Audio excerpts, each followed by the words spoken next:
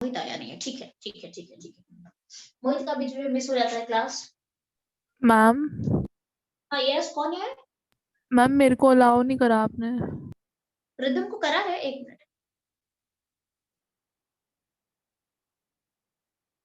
Just a minute.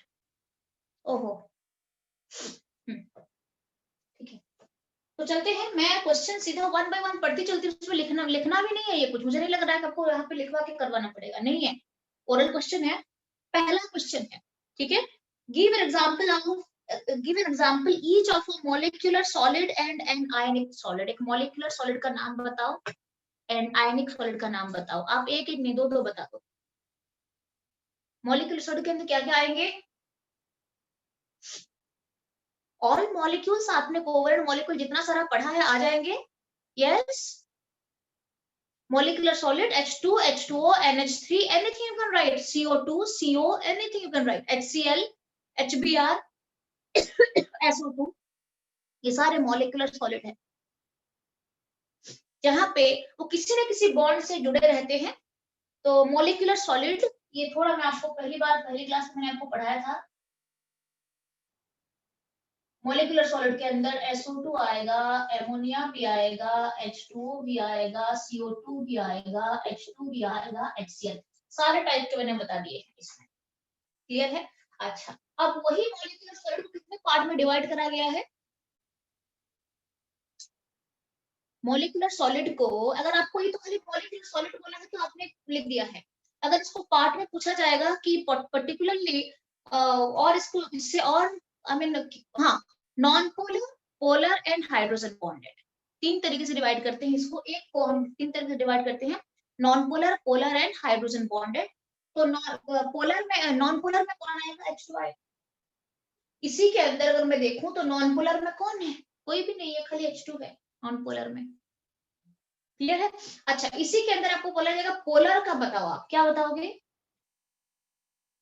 Polar का बताओ। HCl है, SO2 है, ठीक है, HCl है, SO2 है, CO2 है, ठीक है, ये सारे पोलर में जाएंगे। अच्छा, ये क्यों पोलर में जाएगा? ये तो नॉन पोलर है ना, ये नॉन पोलर है, इसका कोई डाइपोल मोमेंट नहीं बनता है, ये नॉन पोलर के अंदर जाएगा। I'm सॉरी, ये नॉन पोलर के अंदर जाएगा, ये भी नॉन पोलर के अंदर जाएगा। H2 and CO2 non polar है, नॉन पोलर है। और पोलर में कौन कौन जाएंगे? HCl एंड SO2 जाएगा। और हाइड्रोजन बॉन्ड में कौन कौन जाएगा? H2O and NH3। इसको फिर आप तीन पार्ट में डिवाइड कर सकते हो, ठीक है। अच्छा, अब हम आगे चलते हैं next question. What is the number of atoms per unit cell? That means Z पूछा गया है आपको। In a body centred cubic structure, body centred cubic structure में क्वेश्चन नंबर 1 है ये। क्वेश्चन नंबर 2 बॉडी सेंटर में आपको पूछा गया है, कितना होता है बॉडी सेंटर में Z? कितना होता है? What is Z? Yes, 2, yes, body centre में Z इज 2। कहाँ पे रहते हैं? All corners and one body centre, one body centre, ठीक है। अच्छा, थर्ड में चलते हैं। What is the formula of a compound in which the element Y forms CCP lattice and atoms of X occupy 2/3 of the octahedral voids? ठीक है, बहुत अच्छा है। ये क्वेश्चन डाउट है या हो गया है? थर्ड क्वेश्चन डाउट है मैम। सारे बच्चों का डाउट है? Yes ma'am. ये किसी ने कर भी लिया है, डाउट है सबका, ठीक है। ऐसे क्वेश्चन दे सकते हैं, यस, ऐसे क्वेश्चन का आने का चांसेस थोड़ा ज्यादा रहता है। इस तरीके से आपको फॉर्मूला बनाने के लिए बोला जाए, क्लियर। तो देख लेते हैं कि क्वेश्चन कैसे सॉल्व हो रहा है, कैसे हम सॉल्व करेंगे। तो मोस्टली वही HCP CCP देते हैं यहाँ पे स्ट्रक्चर, अगर मोस्टली HCP CCP दिया जाता है। अगर ऐसे क्वेश्चन देंगे तो जान लेना आप HCP या फिर CCP रहेगा लैटिस, ठीक है। अच्छा, अब ये HCP question number 3 is very important. चाहे HCP और CCP, हेक्सागोनल क्लोज्ड पैकिंग और क्यूबिक क्लोज्ड पैकिंग, इसे ये तो अपना फेस सेंटर्ड होता है, ये हेक्सागोनल स्ट्रक्चर का होता है, ठीक है। कल मैंने आपको पैटर्न पढ़ाया था, तो इसका पैटर्न आपको बताया था मैंने, ये ADAB पैटर्न का होता है।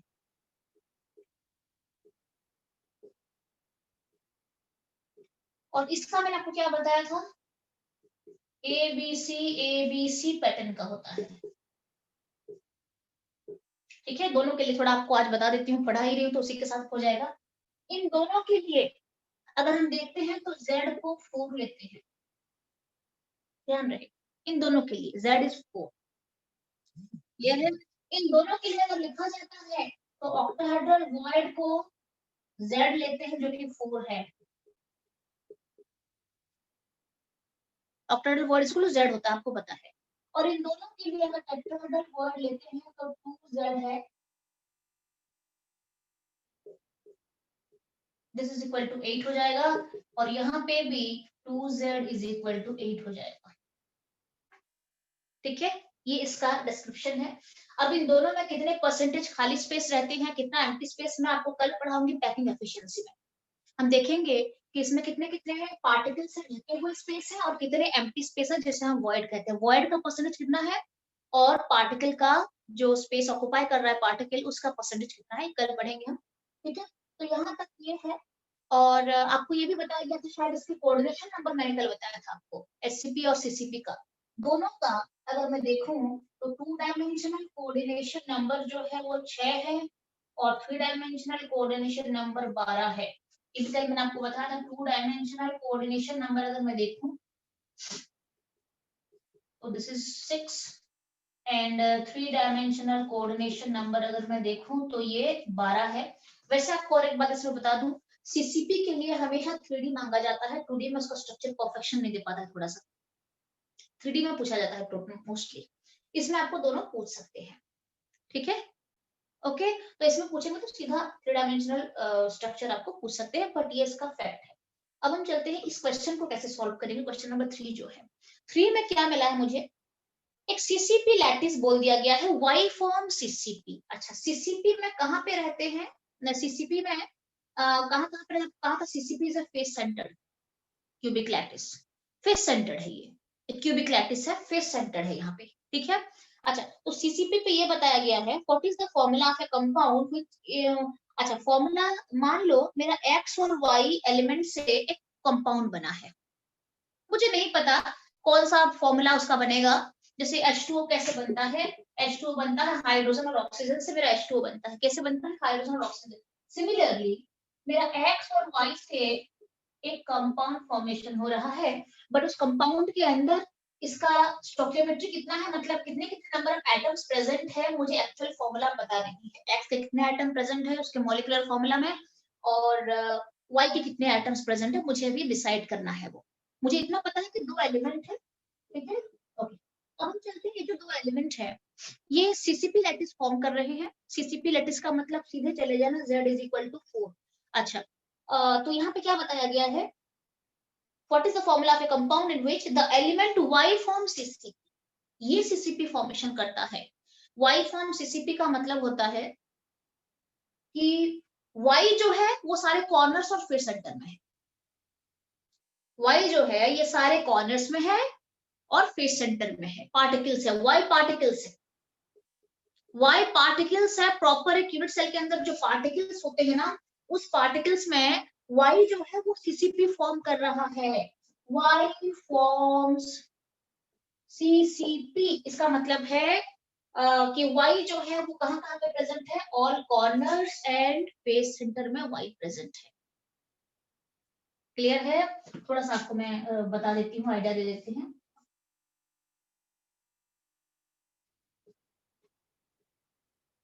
ये एक क्यूबिक यूनिट सेल है, ठीक है, जहां पे कौन से एलिमेंट प्रेजेंट है, एक्स वाई जो कंपाउंड है वो प्रेजेंट है। अभी मुझे इसका स्टोकियोमेट्री प्रॉपर फॉर्मूला निकालने हैं।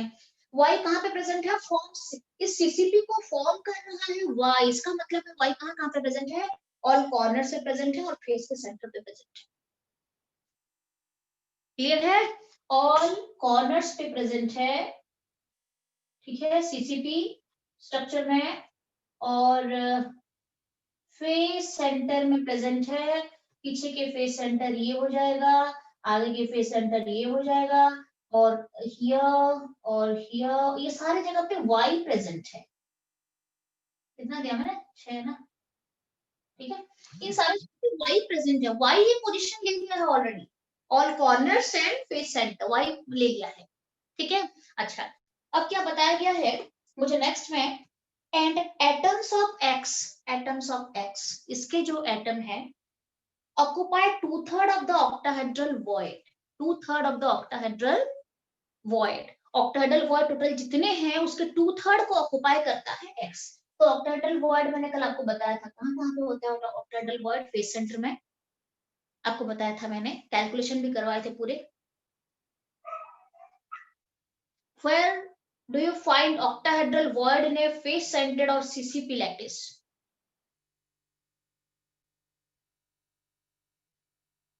कोई भी बता सकता है या भूल गए हो? टेट्राहेड्रल वॉइड कहाँ पे होते हैं और ऑक्टाहेड्रल वॉइड कहाँ पे होते हैं?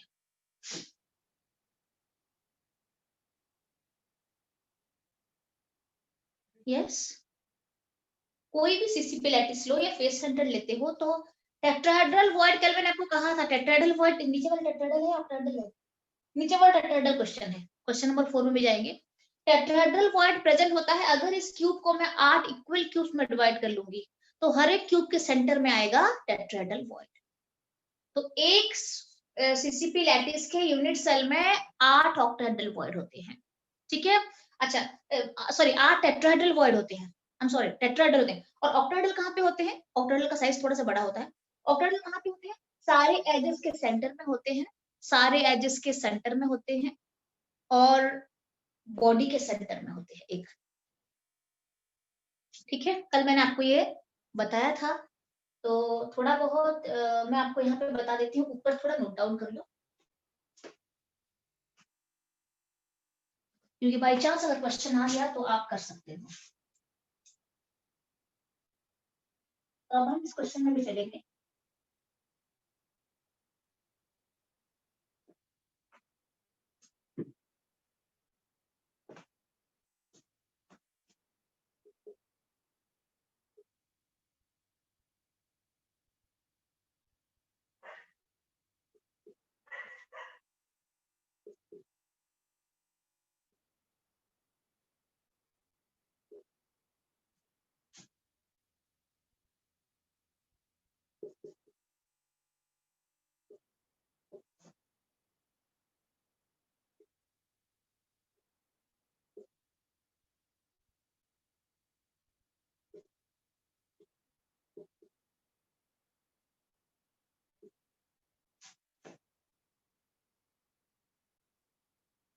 ठीक है, please right it down.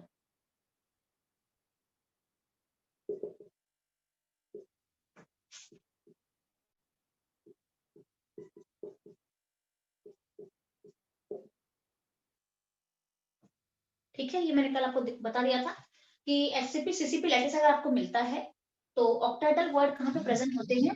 Present at all edge centre and at the body centre, सारे एजेस के सेंटर में प्रेजेंट होते हैं और एक बॉडी के सेंटर में। तो इफेक्टिव जो कंट्रीब्यूशन होता है कितना होता है? 1/4 × 12, 12 एजेस है प्लस 1 बॉडी सेंटर में, 4 होता है ऑक्टाहेड्रल वॉइड का इफेक्टिव नंबर अगर हम देखें तो, ठीक है। सिमिलरली अगर आता है कि टेट्राहेड्रल वॉइड कहाँ पे प्रेजेंट है, what you will write about tetrahedral void, कहाँ कहाँ पे प्रेजेंट होते हैं?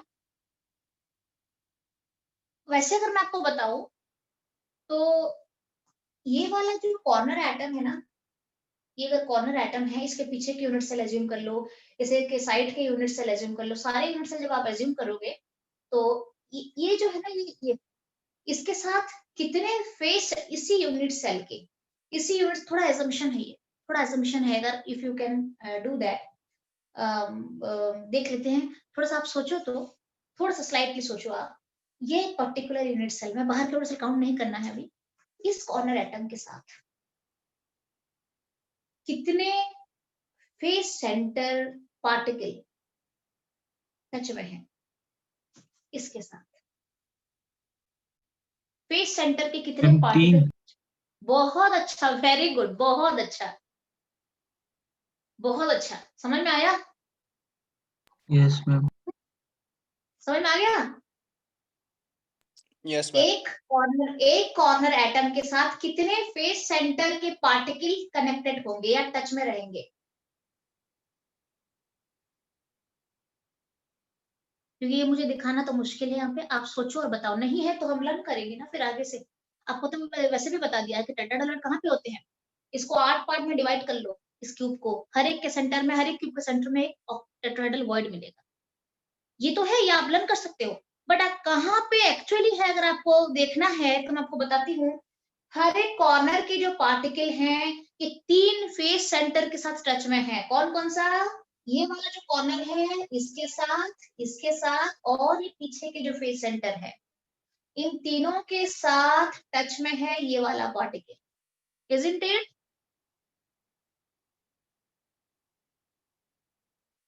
थोड़ा समझ में आ रहा Yes, है? ma'am. बाकी बच्चे? Yes ma'am.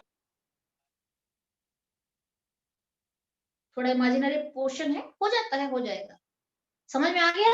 तो ये 3 जो पार्टिकल है टच में है इसके साथ। सिमिलरली ये जो पार्टिकल है जहां पे मैंने फिंगर डाला है, सेकंड कॉर्नर ये वाला, दिस वन, ये भी 3 के साथ रहेगा। ध्यान दे दो थोड़ा सा, Yes, ma'am. ठीक है। सिमिलरली यहाँ पे टेक हियर, ये भी 3 के साथ रहेगा कनेक्टेड, 3 फेस सेंटर पार्टिकल के साथ, ठीक है। तो जहां जहां पे कॉर्नर है वो 3 फेस सेंटर के साथ टच में रहता है, तो वहां पे एक एक टेट्राहेड्रल वॉइड बनता है। अच्छा, आपको टेट्राहेड्रल वॉइड मैंने क्या बताया था, कितने स्फीयर से बनते हैं? 8. टेट्राहेड्रल वॉइड कितने स्फीयर से बनते हैं? 4 से बनते हैं। टेट्राहेड्रल वॉइड 4 से बनते हैं और ऑक्टाहेड्रल वॉइड 6 से बनते हैं। नोट में लिखवाया है आपको, टेट्राहेड्रल वॉइड 4 स्फीयर से बनते हैं, लाइक दिस। आपको थोड़ा समझ में आ जाएगा।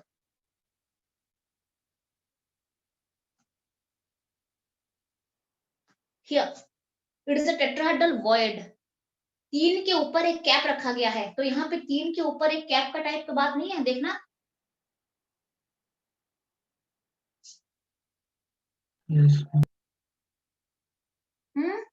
3 फेस सेंटर हैं, एक कैप ऊपर से डाला गया है, ये वाला कॉर्नर पार्टिकल जो है वो सारे टच में है, तो यहाँ पे एक टेट्राहेड्रल वॉइड बनेगा।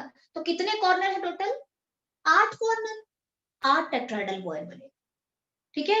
तो थोड़ा सा वैसे आप लर्न कर सकते हो, एक सीसीपी लैटिस में टेट्राहेड्रल वॉइड 8 होते हैं, ठीक है ना। तो टेट्राहेड्रल वॉइड कहाँ पे रहते हैं? टेट्राहेड्रल वॉइड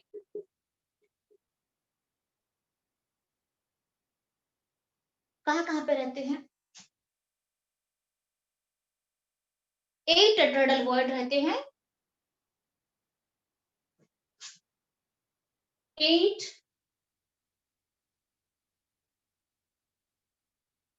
रहते हैं। और कहाँ कहाँ पे? At the centre of 8 cubes.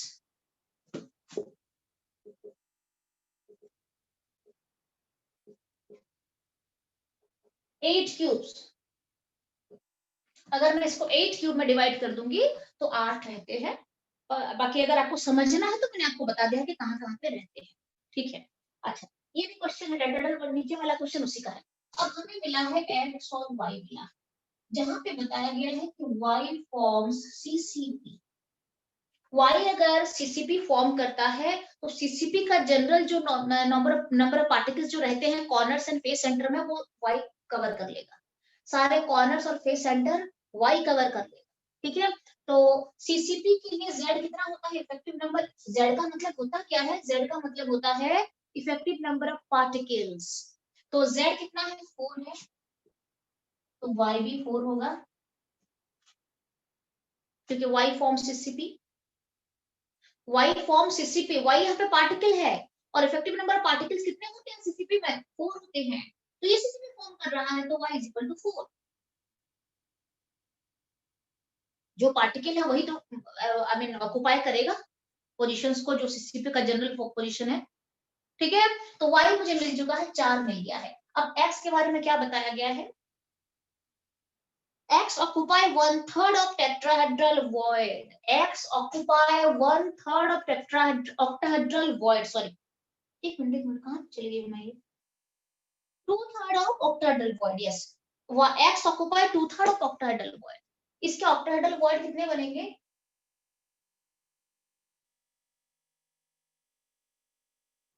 CCP में ऑक्टाहेड्रल वॉइड कितने बनेंगे? सीसीपी में 4 यहाँ पे बताया तो है मैंने ऑक्टाहेड्रल वॉइड 4, ये सीसीपी, ये सीसीपी, हाँ यहाँ पे ये 4, ठीक है। तो ये मुझे 1 मिल गया है, y इज इक्वल टू 4 मिल गया है, इसको हम बॉक्स में डाल देते हैं। उसके बाद इसके ऑक्टाहेड्रल वॉइड कितने बनेंगे? ऑक्टाहेड्रल वॉइड भी 4 बनेंगे। और x क्या ऑक्युपाई करता है? x ऑक्युपाई करता है 2/3 ऑक्टाहेड्रल वॉइड। x क्या ऑक्युपाई करता है? 2/3 ऑफ ऑक्टाहेड्रल वॉइड। कितने बन रहे हैं ये? 8/3 बन रहा है, देख लो। x क्या ऑक्युपाई करता है? अगर 4 ऑक्टाहेड्रल वॉइड है तो उसका 2/3 पोजीशन, 2/3 स्पेस जो है ये x ऑक्युपाई कर लेता है। तो x कितना है? 8/3 है। अब फॉर्मूला कैसे लिखेंगे? xy है तो x 8/3 है और y मैंने कैलकुलेट कर लिया है 4। ये मेरा फॉर्मूला है कंपाउंड का, x 8/3 y 4। अब हम इसको जब सॉल्व करेंगे तो क्या बनेगा? इसको सॉल्व करेंगे तो दोनों तरफ आप एक काम करो, ये जो है इसको छोटा करने के लिए हम एक काम करते हैं, 3 को मल्टीप्लाई कर दो, x 8 y 12 बन गया है, बनेगा। और हाँ x 2 y 3 बन जाएगा। ये क्लियर है? ठीक है, सबसे सिंपलेस्ट आपको लेना है रेशियो। तो ये समझ में आया कि नहीं? x2 y3 बन जाएगा। जस्ट यहाँ पे काटो इसको, 2 बन गया ये, ठीक है। 2/3 आ गया, 3 को उस तरफ ले लो, x2 y3। यहाँ पे समझ में आया है कि नहीं आया है? बोल दो। ये फॉर्मूला आपको पूछा गया है, what is the formula?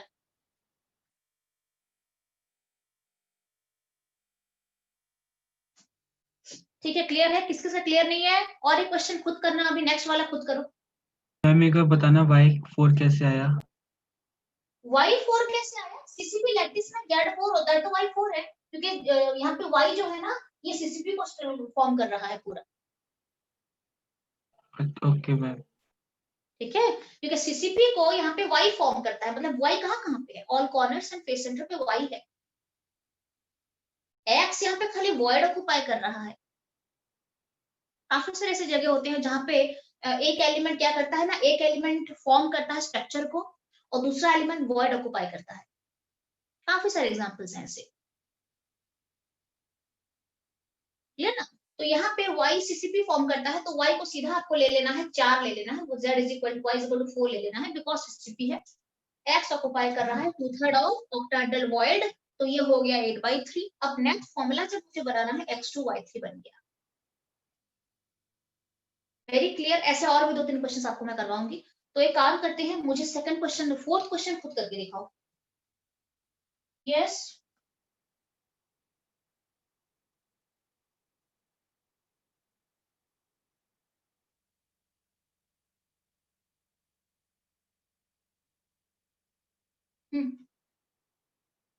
Fourth question वो 4 जो है ना, ये इसी के ऊपर बेस्ड आपके पास पेपर पड़ा होगा। बहुत अच्छा, वेरी गुड, x2 y3 है। बहुत अच्छा, x2 y3 है। आ गया? बाकी बच्चे सारे सॉल्व करो, क्वेश्चन नंबर 4 को खुद सॉल्व करो।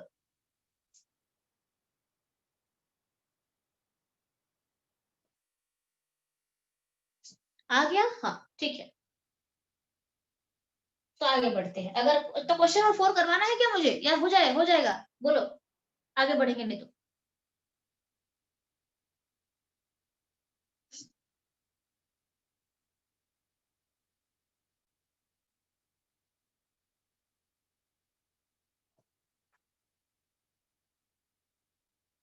डन है? डन हो गया? एक minute.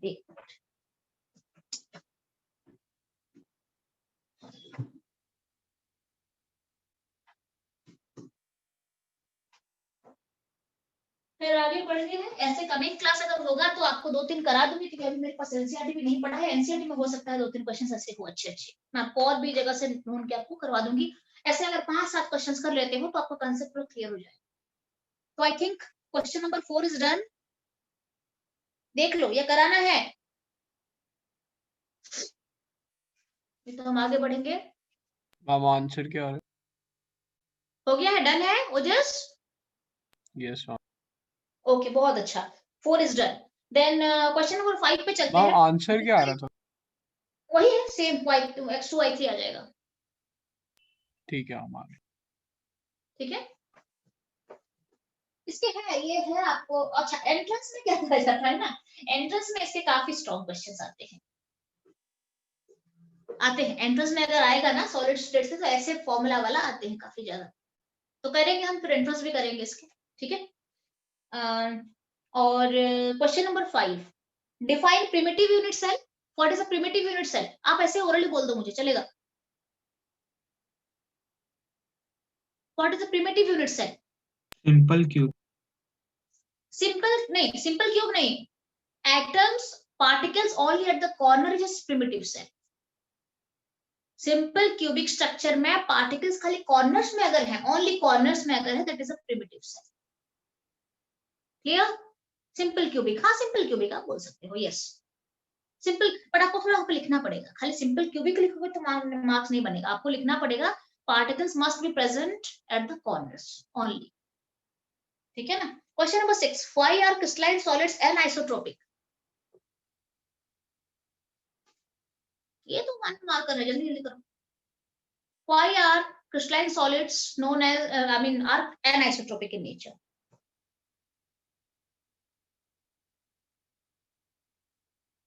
Any one of you? कौन बताएगा मुझे?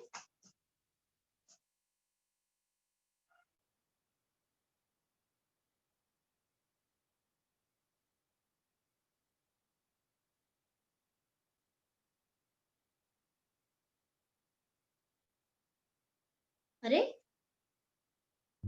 different values in different directions of some physical properties like electrical resistance हो गया, रिफ्रैक्टिव इंडेक्स हो गया, उनके डिफरेंट वैल्यूज रहता है, डिफरेंट डायरेक्शन से अगर मेजर करा जाए तो वो क्रिस्टलाइन सॉलिड में होता है, तो उसे हम कहते हैं एनिसोट्रोपिक कहते हैं, because crystalline solid possess different values of physical properties like electrical resistance हो गया, आपका रिफ्रैक्टिव इंडेक्स हो गया, ऑप्टिकल एक्टिविटी हो गया, उसका डिफरेंट वैल्यूज देता है डिफरेंट डायरेक्शन में, that's why it is known as anisotropic. Whereas अगर मैं कहूं तो amorphous solid is isotropic in nature, उसका जो वैल्यूज होते हैं वो बिल्कुल यूनिफॉर्म और सिमिलर वैल्यूज आते हैं। क्लियर है? चलते हैं नेक्स्ट क्वेश्चन में। ठीक है, नेक्स्ट क्वेश्चन और में है, वही क्वेश्चन आया है। ठीक है, ये 2011 का क्वेश्चन है। अच्छा, क्वेश्चन वही क्वेश्चन फिर रिपीट हुआ था 2014 में, 2014 में। ठीक है, आप देख सकते हो। Question number 7, which one of the following is an example of molecular solid CO2 or SiO2? CO2. CO2 is a molecular solid. What is SiO2? SiO2 is a Covalent solid. covalent or network solid. Yes. अच्छा, question number 8 में चलते हैं। Write a distinguishing feature between metallic solid and an ionic solid. कौन सा distinction आप कैसे दिखाओगे metallic solid and ionic solid में? Metallic solid conductor. Metallic solid is always a conductor in solid state also, and ionic solid जो है वो conductor है, but not in the solid state, but in the aqueous or aqueous बोलूं, हाँ, solution और molten state में वो conductor होता है, ionic solid जो होता है। ठीक है, but metallic solid जो होता है it is all time conductor, any state में रहता है तो वो रहता है। ठीक है, अच्छा दूसरा और क्या दे सकते हो आप इसमें, अगर आपको मान लो आपको और क्या डिफरेंस दोगे? मेटलिक बॉन्ड में मेटलिक सॉलिड में मेटलिक बॉन्ड होता है, उसका जो क्या बोलते हैं इंटरमोलिकुलर फोर्स जो होता है। ठीक है, बाइंडिंग फोर्स जो होता है वो आयनिक मेटलिक सॉलिड में मेटलिक बॉन्ड होता है, और आयनिक सॉलिड में कौन सा फोर्स लागू को काम करता है? आयनिक सॉलिड में बाइंडिंग फोर्स क्या है? Ion. नहीं, बाइंडिंग फोर्स क्या है? Binding force electrostatic force of attraction. Ionic solid में बाइंडिंग फोर्स होता है क्या? Electrostatic force of attraction between cation and anions. ठीक है, अच्छा अब हम चलते हैं क्वेश्चन नंबर 8 का और पार्ट भी वही है, डिस्टिंक्शन पूछा गया है मेटलिक एंड उसमें आपका इसमें क्या बोलते हैं आयनिक सॉलिड में। ठीक है, क्वेश्चन नंबर 8 का 3 पार्ट है, तीनों और में दे दिया गया है, और तीनों इसका मतलब है ये काफी बार आ चुका है क्वेश्चन। 2014 में भी आया था, 2012 में भी आया था, और 2010 में भी आया था ये क्वेश्चन। ठीक है, सो एक एक बार आप कर लेते हो ना, तो इसमें गलती नहीं होगी, फुल स्कोर है। Question number 9, how many atoms constitute one unit cell of a face-centered cubic crystal? Of a face-centered cubic crystal, how many atoms constitute one unit cell?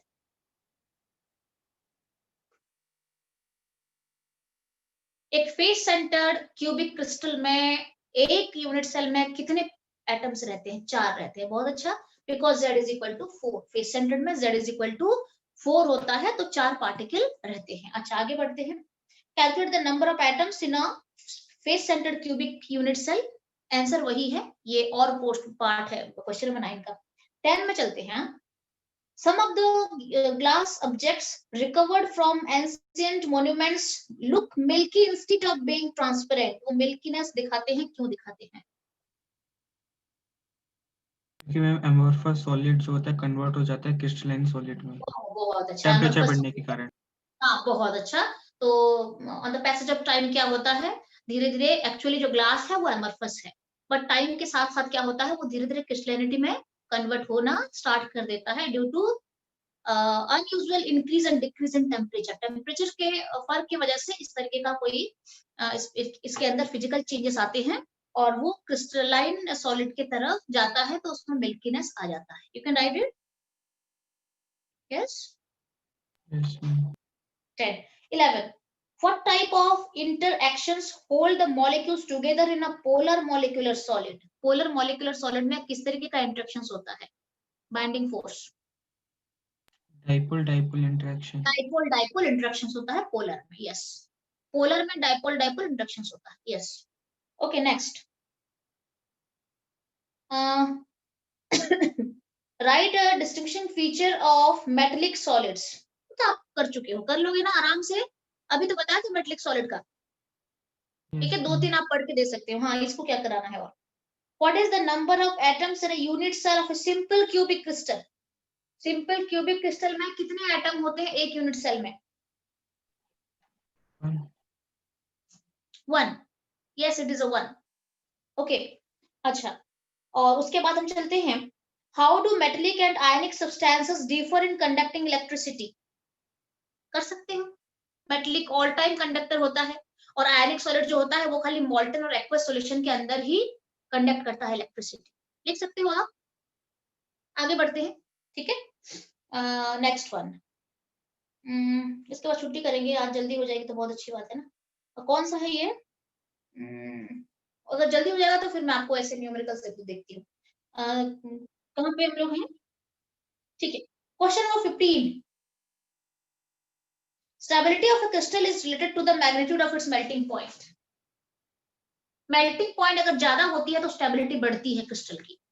अगर मेल्टिंग पॉइंट ज्यादा होती है तो क्रिस्टल की stability बढ़ जाती है। ठीक है, तो मॉलिक्यूल्स के बीच का जो अट्रैक्शन होता है हम उसे मेल्टिंग पॉइंट कहते हैं। जिसका अट्रैक्शन कम होता है मॉलिक्यूल मॉलिक्यूल के बीच का, उसका मेल्टिंग पॉइंट कम रहता है, वो फटाफट से टूट जाता है। जैसे आपको बोलूंगी मैं H2 को तोड़ना है, CO2 नॉन पोलर है, कोवलेंट सॉलिड है, उसको तोड़ना है जहाँ पे बिग वेंट्रल फोर्स लगता है, उसकी मेल्टिंग पॉइंट बहुत लो जाएगा। ठीक है, मैं आपको बोलूंगी आपको Fe है ना, उसको मेल्ट करना है, कॉपर है, गोल्ड है, उसे मेल्ट करना है, वो तो मेटलिक बॉन्ड से जुड़े हुए हैं, काफी स्ट्रॉन्ग बॉन्ड है उनके बीच में, तो उसका मेल्टिंग पॉइंट काफी हाई चला जाएगा। तो melting point depends on binding force. Clear है? और जितना स्ट्रॉन्ग बाइंडिंग फोर्स है उतनी स्टेबिलिटी बढ़ जाती है। अच्छा, उसके बाद हम चलते हैं क्वेश्चन नंबर 16 है। An ionic compound AB2 poses CaF2 type crystal structure. CaF2 का crystal structure poses करते हैं। Write the coordination number of A2 plus and B minus ion in crystals of AB2. अच्छा, ठीक है, ठीक है, मुझे कराना पड़ेगा। ये डाउट है या कर लिया आपने? Doubt है मैम।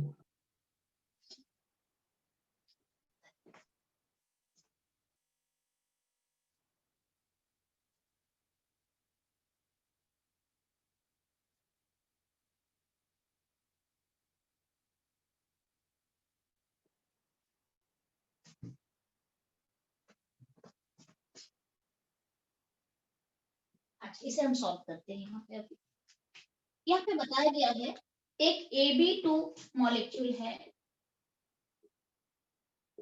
CF2 को सीधा रहता तब भी चलता, अननेसेसरी वो इसको इस तरीके से डाला है। एन आयनिक कंपाउंड Ab2 एक आयनिक कंपाउंड है, पोजेस CaF2 क्रिस्टल स्ट्रक्चर। इसका जो स्ट्रक्चर है ये CaF2 के जैसा ही है, ठीक है। अच्छा, तो इसके लिए आपको थोड़ा CaF2 भी जानना बहुत जरूरी है। जिसको CaF2 का नॉलेज नहीं होगा वो Ab2 फिर कैसे किस तरीके से निकाले, ठीक है। तो वैसे ये क्वेश्चन एक ही बार आया है क्योंकि ये है नहीं आपके उसमें ना, और CBSE में नॉर्मली अगर हम देखें तो दे दिया है तो है, नहीं है तो डेफिनेटली, बट इससे बहुत ज्यादा क्वेश्चन इस तरीके से यहाँ पे एंट्रेंस वाला क्वेश्चन है बेसिकली, ठीक है। तो right the coordination sorry number of A2 plus and B minus. अगर मैं इसको तोड़ूंगी तो क्या हो जाएगा, ये हो जाएगा A2 प्लस और B माइनस हो जाएगा। ये डेफिनेटली आयनिक कंपाउंड है। ये किसमें कन्वर्ट होता है, Ca2 plus and 2F minus में कन्वर्ट हो जाएगा, ये वाला जो है। दैट मींस CaF2 में दो एलिमेंट है, कैल्शियम और फ्लोरीन है। अब देख लेते हैं कि CaF2 स्ट्रक्चर में कैल्शियम कहाँ पे रहता है और फ्लोरीन कहाँ पे रहता है। अच्छा, कैल्शियम जो है यहाँ पे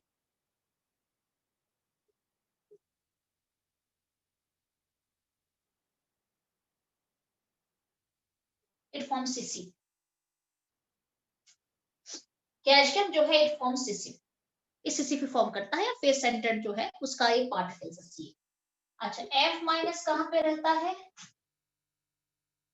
ऑल टेट्राहेड्रल वॉइड में ऑक्युपाई करता है F माइनस। क्लियर है। अगर आपको बता दूं CaF2 कहाँ पे रहते हैं, कैल्शियम और फ्लोरीन, तो Ca2 प्लस जो है वो CCP फॉर्म करता है और F minus all tetrahedral void को ऑक्युपाई करता है। आप फॉर्मूला खुद बनाओ, CF2 बन रहा है कि नहीं देखो।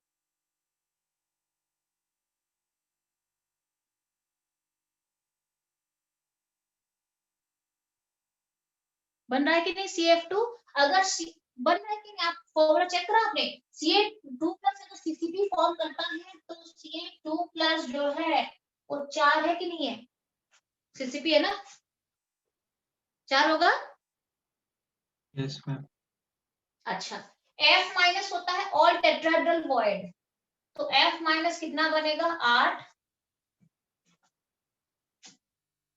ऑल टेट्राहेड्रल वॉइड 1/3 या 2/3 3 इस तरीके से नहीं बताया गया है आपको, बोला कि ऑल टेट्राहेड्रल वॉइड मतलब पूरा 8 हो जाएगा, ठीक है। जब मैं फॉर्मूला बनाऊंगी तो क्या हो जाएगा, Ca4F8 हो जाएगा।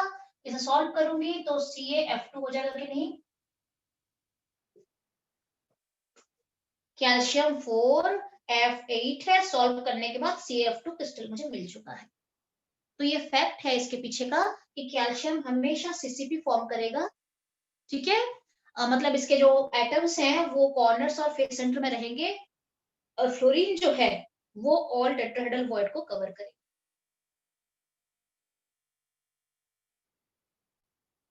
क्लियर है, ठीक है। तो यहाँ पे क्या माना जाएगा कि कैल्शियम का कोऑर्डिनेशन नंबर 8 है, कैल्शियम के चारों तरफ 8 फ्लोरीन है, और फ्लोरीन के कोऑर्डिनेशन नंबर 4 है। फ्लोरीन का के चारों तरफ 4 Ca2 प्लस से कवर्ड है फ्लोरीन, ठीक है। क्लियर है, ये सारे फैक्ट है। उसके बाद Ab2 को आप मैच करा दो इसके साथ। क्या पूछा गया है,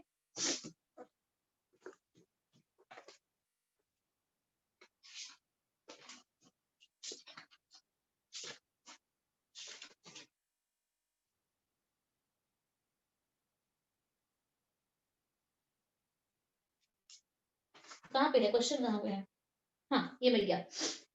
आपको पूछा कि right the coordination number of A2 plus and B minus. यहाँ पे Ca2 प्लस का कोऑर्डिनेशन नंबर कितना है, 8 है, ठीक है। 8 फ्लोरीन से सराउंडेड है और फ्लोरीन का कोऑर्डिनेशन नंबर 4 है। यहाँ पे CaF2 में अगर मैं देखूं तो Ab2 में क्या हो जाएगा, Ab2 भी तो वही स्ट्रक्चर बनता है। तो यहाँ पे पहले बताती हूँ मैं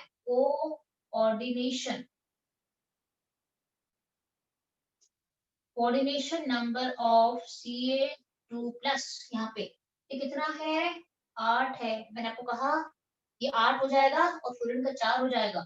कोऑर्डिनेशन नंबर ऑफ फ्लोरीन का है 4। ठीक है, अब आप इसका मुझे बता दो, ए का कोऑर्डिनेशन नंबर कितना है? 8।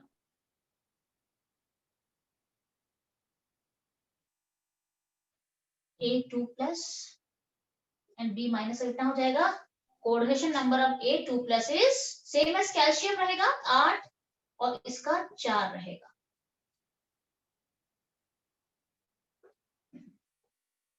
ठीक है, तो ये कंसेप्ट क्लियर है? Yes ma'am. आपको पता है NaCl स्ट्रक्चर कैसा होता है? NaCl स्ट्रक्चर जो होता है NaCl,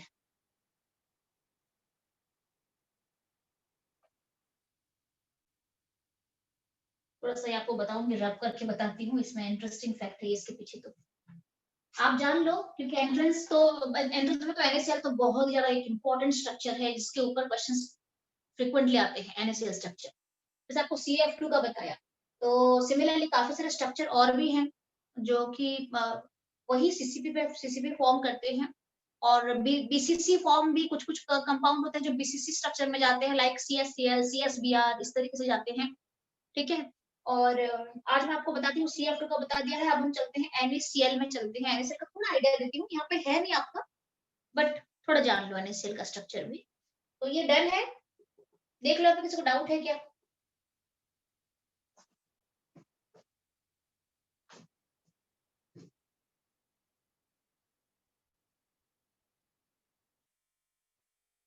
मैं आपको बताती हूँ यहाँ पे और एक फैक्ट जान लो थोड़ा सा। क्या होता है देखो, वॉइड का जो स्पेस है वो पार्टिकल जो भी वॉइड बने, ट्रायंगुलर वॉइड बने, मेरे पास टेट्रागोनल अभी टेट्राहेड्रल वॉइड बने, और या फिर मेरे पास ऑक्टाहेड्रल वॉइड बने, वॉइड का साइज या रेडियस हम सबको, क्योंकि वॉइड को भी हम स्फेरिकल मानते हैं, पार्टिकल को भी स्फेरिकल मानते हैं, तो वॉइड का किसी भी तरीके का क्यूबिक वॉइड भी क्यों ना बने, क्यूबिक वॉइड भी बन सकता है ना, बीच में आपको मैंने बताया है सिंपल क्यूबिक में एक बड़ा सा वॉइड बनता है बीच में। कितने भी तरीके का वॉइड हो, उसका साइज पार्टिकल के साइज से छोटा होगा या बड़ा होगा?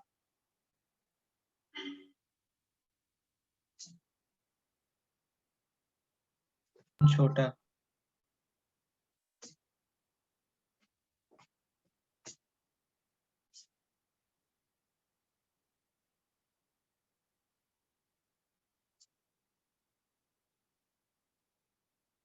कोई भी किसी भी तरीके का वॉइड आप ले लो, ठीक है, वॉइड बनता कैसे है? 2-3 पार्टिकल को मिला के वॉइड, 2-3 पार्टिकल के टचिंग पॉइंट पे वॉइड बनता है। किसी भी तरीके का वॉइड ले लो, कोई कोई वॉइड 3 से बनता है, कोई कोई वॉइड 4 से बनता है, कोई कोई वॉइड 6 से बनता है, कोई कोई वॉइड 8 से बनता है। 8 मीन्स क्यूबिक वॉइड 8 से बनता है। तो चाहे कोई भी वॉइड क्यों ना हो, बनता तो एटम के टच से है ना, पार्टिकल के टच से वॉइड बनता है। तो किसी भी तरीके का वॉइड आपके पास, आपको मैंने 4 तरीके का वॉइड बताया है। ठीक है, कौन कौन सा वॉइड बताया आपको मैंने? ट्राइगोनल बताया, टेट्राहेड्रल बताया, ऑक्टाहेड्रल बताया और एक क्यूबिक वॉइड बताया। ये जो वॉइड का साइज होता है, ये पार्टिकल के साइज से छोटा रहेगा हमेशा या बड़ा रहेगा? छोटा रहेगा मैम। हमेशा छोटा रहेगा। क्यों छोटा रहेगा? अगर बड़ा होता तो उसके अंदर एक पार्टिकल नहीं आ जाता? यस। Got it? पार्टिकल को जुड़ने से वॉइड बन रहा है, और वॉइड का साइज अगर पार्टिकल से बड़ा हो जाएगा तो उसके अंदर पार्टिकल नहीं रह सकता है, पर पार्टिकल तो है नहीं ना, तो वॉइड डेफिनेटली छोटा होगा, तो पार्टिकल नहीं है वहां पे। ठीक है, तो वॉइड छोटा है। अच्छा, वॉइड हमेशा छोटा होता है पार्टिकल से, ये बिल्कुल आप लर्न कर लो कि वॉइड का साइज पार्टिकल से छोटा होता है। दैट मीन्स यहाँ पे जो मैंने आपको बताया, दैट मीन्स वॉइड को जो ऑक्युपाई कर रहा है एटम, उसका साइज छोटा होगा एज कंपेयर टू नॉर्मल जो दूसरा एलिमेंट के कंपैरिजन में, इजंट इट? वॉइड, जैसे मैंने आपको बताया, वॉइड का साइज पार्टिकल से छोटा होता है। This is a void, this is a void. Particles is smaller than the size of particles, any kind of void you take। ठीक है, अब यहाँ पे मैंने आपको बता दी। तो कोई भी जब मॉलिक्यूल आप डिसाइड करते हो, कोई भी स्ट्रक्चर आप लेते हो, जैसे CF2 है, CF2 में 2 एलिमेंट है, कौन कौन एलिमेंट है? Ca2 प्लस है और F माइनस है। किसका साइज छोटा है Ca2 प्लस और F माइनस में?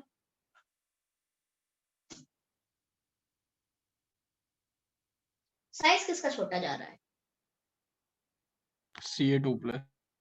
अरे साइज, आयनिक साइज F- किसका छोटा है?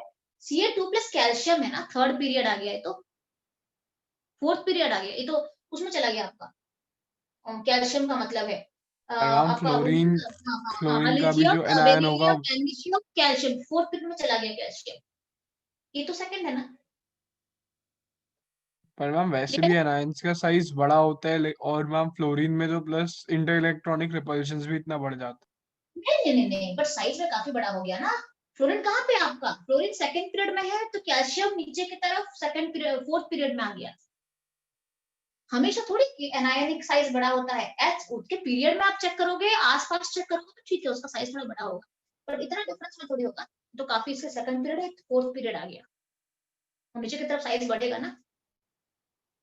है। हाँ, हाँ, पीरियड भी तो मैटर करेगा ना, कौन से पीरियड। आप बोलोगे रुबिडियम, रुबिडियम जो प्लस का साइज, आप बोलोगे Na प्लस है, और यहाँ पे आप ले लो I माइनस ले लो, यहाँ पे Na प्लस है, वहां पे I माइनस आ जाएगा, किसका साइज बड़ा होगा? I minus कंपेयर करोगे ना कि किसके साथ किसको आप ले रहे हो। अब रुबिडियम प्लस यहाँ पे ले रहे हो, ये पूरा है, यहाँ पे रुबिडियम प्लस है और यहाँ पे आपका Cl माइनस है, कंपेयर करोगे आप, रुबिडियम प्लस को Cl माइनस से कंपेयर करोगे, कौन सा बड़ा होगा?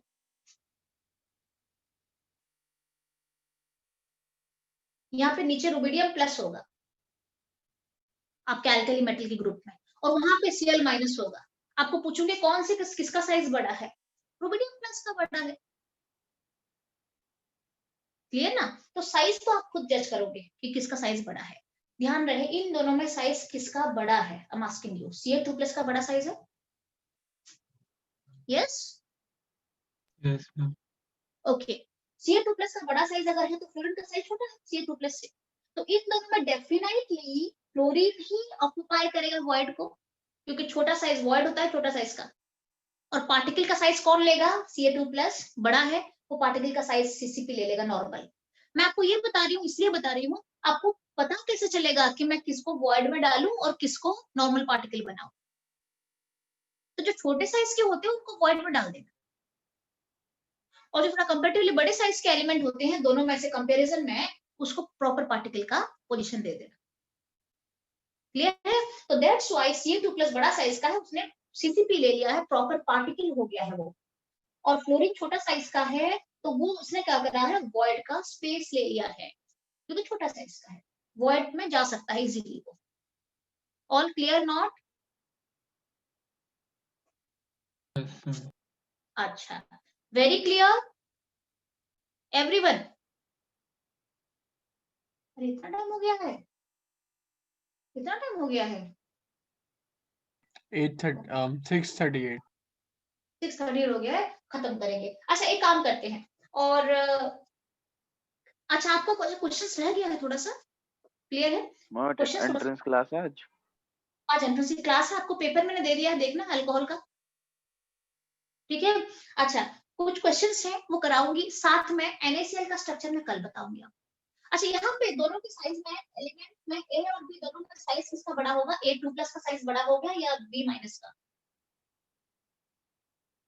मैं 2 प्लस का A2 plus normal Ccp Ca2 plus को फॉलो कर रहा है वो, और नॉर्मल Ccp ले रहा है, तो A2 प्लस का साइज बड़ा होगा, डेफिनेटली B माइनस का साइज यहाँ पे छोटा है, तभी इसके साथ 2 B माइनस 2 है। तो इसी तरीके से हम जज करते हैं कि जब एलिमेंट या कोई क्रिस्टल लेते हैं, आयनिक सॉलिड लेते हैं, तो मोस्टली इसमें आयनिक सॉलिड वगैरह ज्यादा पूछा जाता है आपको क्रिस्टल स्ट्रक्चर में, ठीक है?